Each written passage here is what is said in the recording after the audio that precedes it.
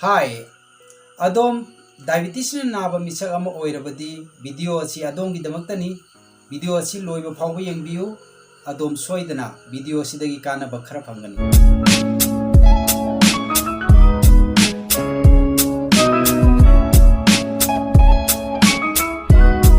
हाय ma'am आई सामल Rameshwar Thokchom diabetes educator ngasi topic diabetes हाइबसी करिनो हाइबसी मतंग द खंगिनसे कमन ओइना अखोय अयामन खंगनरिबसी डायबिटीज टाइप 1 अमदी डायबिटीज टाइप 2 हाइबसिनी तसेंबगिदी डायबिटीज टाइप 1 अमदी टाइप 2 नतबा तोबा डायबिटीज मखन खरा अमसु लैरी अदुबु ngasi की वीडियो सिददी अखोय डायबिटीज टाइप 1 अमदी डायबिटीज टाइप 2 की मतंग दा नैनमिनसी डायबिटीज हाइबसी अखोय की ब्लड त यावबा सुगर की चांग मागी लेगदब चांग दगी हेन खिबा अदुबु अखोयना डायबिटीज हाइना खंगनै तबुदुबु मतंग सिदा अखोय अयामना सुगर हाइबसी की मतंग दा चमनब खरदी अदुमक लैरी मदु ngasi की वीडियो सिदा अखोय क्लियर ओइनना होनमिनसे मतंग सिदा अखोयना सुगर की वाफम लापसिदा कमन ओइना मयामना खनरिबसी डायबिटीज नाबददी अखोयना अथुंब खुदिमक चाबा यादे हाबसिने तसेंबदी मसिगी वाखलोन सि लानगनी मरमदी अखोयना अथुंब खुदिमक नतेबा अखोय मियोबना डायबिटीज नारकांदा प्रॉब्लम ओइरिबसे मतंग सिदा सुगर की वाफम लाप तारगदी सुगर हाबसि मखन खर लै मखोय अदुदी अखोयना ग्लूकोज फ्रुक्टोज सुक्रोज एस्पार्टम अमदी अखोयना लैक्टोज का हारिजे मखोय सुगर सिंजी की मनुदा यावेबा मसिदैदा अखोयना डायबिटीज नाबदा प्रॉब्लम ओइरिबा अखोय की सुगर से करम मनो हाइब तारगदी अखोयना ग्लूकोज दुने अदो तसेंगना अखोयना ग्लूकोज सी थुंबगी चांग येंगनरप तारगदी अमु फ्रुक्टोज ना याम हेलेबा थुंबा अदि ग्लूकोज तगिदी फ्रुक्टोज ना थुंबगी चांग सरू याम ने हेलेबा तबुदबु फ्रुक्टोज दी अमु डायबिटीज नाबदा अकायब पीबा नतेबा थुंबगी चांग हेलगसु अदुनानि आइना मयामदा अखोयना अथुंब खुदिंबा प्रॉब्लम नते हाइजरिबस अदुना मसिगी मतंग सिदा अखोयना हेना ममुताना खंग नबगी दमक्तदी आइगी मतुंगी वीडियो दा सेमजरके करिगिनो हाइबा कांदा ngasi वीडियो सिददी अखोय डायबिटीज हाइबसी करिनो डायबिटीज टाइप 1 अमदी डायबिटीज टाइप 2 हाइबना करिनो हाइबसी खंगमिनसी मरुओइना अदुगा अतै मखा ताबा मयामना खंगबा लैरगसु हेना इन डिटेल्स आइगी वीडियो सिगी कमेंट दा मेंशन तौबिरमु पनबिरमु आई मतुंगी वीडियो दा सेमजरके अदुना हौजिक अखोयना डायबिटीज करिनो खंगख्रबनिना डायबिटीज टाइप 1 अमदी डायबिटीज टाइप 2 हाइबसी करिनो हाइबदु अमु खंगिनसी अखोयना मसी खंगिनजिंगदा अहानबदा पोषक अनि खतंग अखोय खंगिनदबा यारोय मरमदि अनि एग्जांपल अमग लोइनना डायबिटीज टाइप 1 करिनो डायबिटीज टाइप 2 करिनो इसी मयामदे एक्सप्लेन तौजगे अदुगा अखोय मियोयबसिदा ख्वाइदगी मरुओयबा पोषक अमा हारगदि सेल सिनेबा अखोय बॉडी बु सागलइबसी सेल हाइबा पोसिना ख्वाइदगी इहान हान पोषक ने सिगी सेल सिगी अखोय कंडीशन जिदनेबा अखोयना हचांग फबा नत्रगा फत्तबा लेपिजु सेल जिगी मपांगन कल्लिगै अखोय हचांग फबा मी म ओइदोइनी सेल जि मपांगन सोलगदी अखोय हचांग छोनबा अदि अनाबा मी म ओइदोइने फॉर एग्जांपल सेल जि सिनेन खलो अदो सेल जिगी अकोयबसिदा डोर मयाम म लैबा डोर मयाम जि करिगिनो कांदा अखोयना चारिबा थैबसिदगी यावरिबा विटामिन मिनरल कैल्शियम आयरन हारिबसिंगा अखोय शुगर हारिजु अमनेबा मनुंजिदा हाइ मयाम जि मागी डोर तोंगान तोंगान दोइनेबा सिदैदा अखोयना शुगर हाइबा पोसे सिदैदा चंगनबगी मागी डोर जे सिदैदा अखोयना कैदोगे कांदा लॉक अममम लैनेबा अखोयना सुगुंबा लॉकर हाइतार अखोयना युमगी एग्जांपल अमोइना अखोयना युमजी अखोयना करिगुंबा मी खुदिंग मपान चाथुकितादी लॉक तोर थमिदना दुना युमदा डोर लै थोंग अमा लै थोंगबो अखोयना लॉक तौसली अखोयना मपान चके हाइतारगदी नत्रा अदुइदुदा अखोइना चाबी अमा सिजनै चाबीजिना लॉक तौरमगा अखोइ चाबीजी पूरा चटनादोइनेबा अदुगा अखोइना चंगनिंगक्पा तारगदि युमजिदा अमु चाबीजिना लॉकसे हांगाकांदा इमुंगदुदा चांगकदोइनेबा सिगी लॉजिकसे करिनो इदो अखोइ खंगमिनाजेबा ngसाइगी सिदैदा सेलजिगी वालजिदा समाइना लॉकसे अदुम लोइ लेइदोइनेबा सिनी अखोइना सेल वाल दा लेबा अखोइगी डोर हाइजे अखोइ पोतुगी मरुआइना शुगर की केसदना अखोइना कदबा शुगर दो ngसाइगी ग्लूकोज मनुंगदा चंगननाबगी डोर ओइदोइनेबा मागी ओइ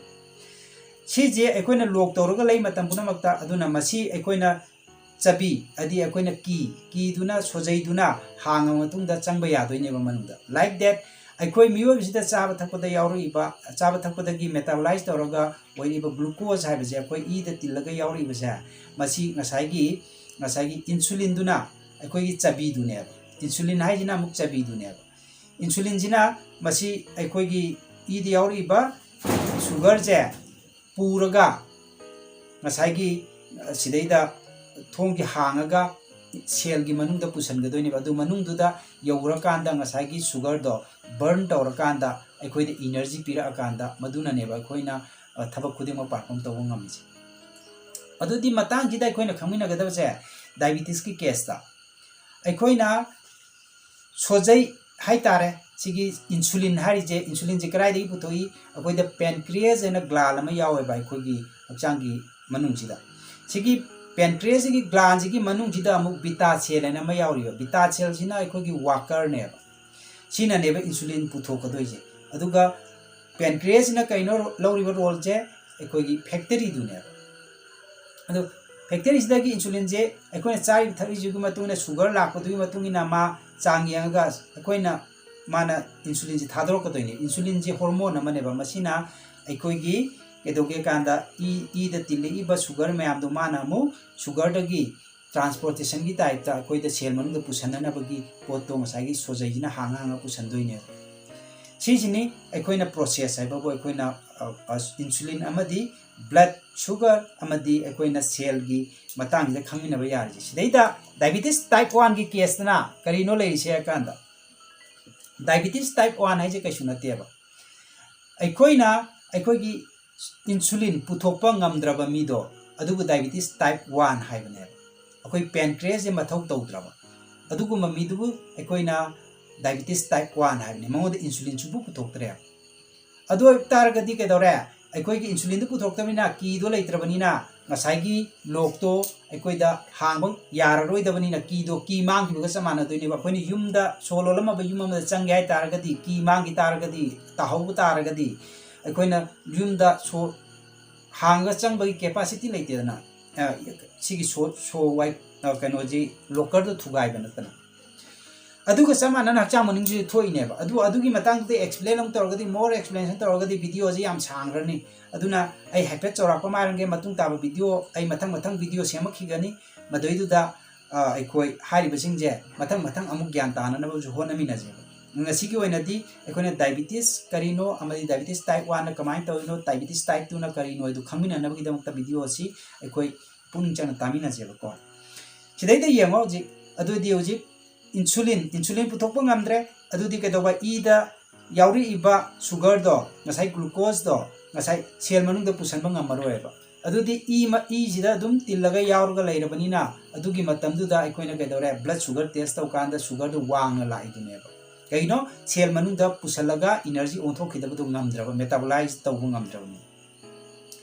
aduna aikoina diabetes type 1 oiba patient jingida kaidawra maruoina aikoina insulin kapnayeba natra mayamna hena khangibadu ngaire insulin kapije karino mana lawriba role jeng sagi duplicate ki amagi role ne ma lawriji adu masiju tasengna adu khatang oibra idina te masida nainaba mayama yari scientifically aikoina logic mayama leiri masida nainaba yaba अदुबु ngasiगी video जिगी ओइना दिसी खतम ओइना खंगिनरसे बाइको ngसाइगी कैदौबा अखोइगी इंसुलिन जी ngasi पुथोक्त्रबनिना ngसाइगी मपानदगी कापसलगा मदुना डुप्लीकेट ओइना मथौ तौहनमनेबा सो अखोइना अदुगा वाखर तौर अखोइ पुंसी जी लेनरिनेबा अदु सिनादि सोल्यूशन नतेबा करिगिनो कान इचम चमना कान डायबिटीज जे अखोइना रिवर्स तौबा यायबा अदु डायबिटीज टाइप 1 की केस तदी अखोइना ngasi बुक्ता फाइंडिंग दा 75 to 80% दी अखोइना डायबिटीज टाइप 1 जी रिवर्स तौबा याई तौगदबो हारिबदो अखोइना डायबिटीज नारे खंगबगा मा अखोइना इंसुलिन सीजन नद्रिंगेदा थेंगनबा तारगदी 100% जो दुम रिवर्स तौहनबा याई मसीदा अखोइना खंगमिनगदबसे केनो डायबिटीज टाइप 1 जिददी अखोइना इंसुलिन पुथोकपा ngamdre पैनक्रियास मथौ तौद्रे बीटा सेल डेड ओइरे मसीने अखोइना खंगमिनबा ngasi वीडियो सिदा मरुअना खंगमिननबा होनरिसि अदुगा अमुक सोमदा अमुक डायबिटीज टाइप 2 की मतंग द लाक्तारगदी डायबिटीज टाइप 2 हाइसददी डायबिटीज टाइप 2 जे तसेंबगीदी अखोइना इंसुलिन रेजिस्टेंस हाइना खंगनेबा इंसुलिन रेजिस्टेंस हाइबनेबा अदुना मरम वरगा नारकपा अनाब हाइबनेबा डायबिटीज टाइप 2 दना हाइबदी डायबिटीज टाइप 2 ददी इंसुलिन मरंग काइना पुथोइबा तबुदबु इंसुलिन मरंग काइना पुथोकचरगजु ngसाइगी सेलगी अखोइना लॉक अममम लै हाइबदोइना मसीगी लॉक सिदी केदोगे लेजरगजु अखोइगी चबीजिजु लेजरगजु अखोइना सिगी लोकसी हांग ngamद्रबा मरुओइना एग्जांपल अमोइना अखोइना सोजी कोलिंग कासन की तारगदी अखोइना हांग यादबा यावइदना मरमक्ता अदमाइना अखोइना चबी लेजरगजु हांग यादबा अदुगी पोतु हादि सेल की प्रॉब्लम नेबा सिनामु सेल की प्रॉब्लम ओइदोइनेबा होय खुदिमक्से सेल की प्रॉब्लम गातनी अदुबु मरुओइना सिगी मतांगिना सेल मसामक थोपा प्रॉब्लम हादि इंसुलिन दुदी केदोगे कांदा सोना कांदगी फजना मरंग काइना पुथोर ई अदुगा सोना कांदे केदोबा सेल दु अदुगी डोर दो अखोइना मदुदा पुसनबा ngamdaba हाइताय मनुंगदा पुसनबा ngamdaba सेल की मनुंगदा पुसनबा ngamdaba करी ngamद्रिबा मसागी अखोइना कोलिंग सेल की प्रॉब्लम ने बसिना अदुना सिदैदा अखोइना खंगमिनगदबसे करिनो कांदा डायबिटीज टाइप 2 ददी इंसुलिन मरंग काइना पुथोई अदुबु केदोबा अखोइगी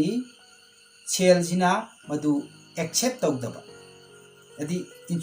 शुगर दु अखोइना पुसलकपगी अयाबा पीदबा अदुना मरम वरकांदा शुगर जिदा अखोइना ब्लड सिदा शुगर जे दुम तावरगा तिल्लगा चतना लैबना मरम वरकांदा अखोइना शुगर वांग बाहारिनेबा टेस्ट तौकांदा वांगना लाइदने